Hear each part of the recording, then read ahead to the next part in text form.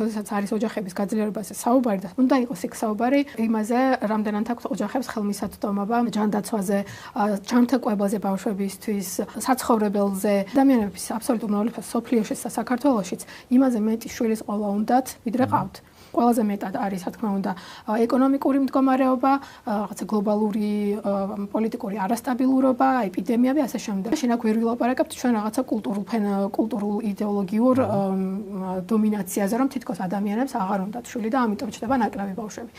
ოჯახების გაძლიერება იქნებოდა რა? პირველ რიგში რომ დეკრეტული შვებულების გახანგრძლივება, დეკრეტული შვებულების ანაზღაურება კერძო სფეროში, ასევე მაგალითად მშობლობის შვებულების შემოღება, იმიტომ რომ როგორც დედა იღებს შვებულებას დეკრეტულს, ისე მამასაც ეკუთვნის თანასწორი პასუხისმგებლობა და მონაწილეობა ხო ბავშვის აღზრდაზე. არის ჩვენთან მთელი რაიონები, სოფლები, რომლებშიც არ არის სკოლები, არ არის ბაღები. ისე არის ეს ცვლებიც, რომ არ არის თავსებადი მშობლების დასაქმებასთან. ანუ მშობელი მუშაობს 9-დან 6-მდე და ბაღი და სკოლა არის სულ სხვა საათებში და ფაქტიურად გამოდის, რომ ერთ-ერთ მშობელს, ძირითადად ეს არის ხოლმე რა თქმა უნდა ქალი, უწევს მერე სახლში დარჩენა იმისთვის, რომ სხვანაირად შეუძლებელია. ჯანდაცვაზე ხელმისაწვდომობა როგორი არის ჩვენთან და ერთის მხრივ ქართული ოცნება ოჯახის სიწმინდის დღეს აღნიშნავს და მეორეს მხრივ იმას ლაპარაკობს, რომ ესე იგი რომ ტანჯვა და რამდენიმე წლის სიცოცხლე გაუხანგრძლივონ ბავშვებს. უამრავი ეს თემა არის. შეიძლება ამ თემებზე საუბაროთ და არა მაინდა-მაინც იმ კონვენციაზე, რომელიც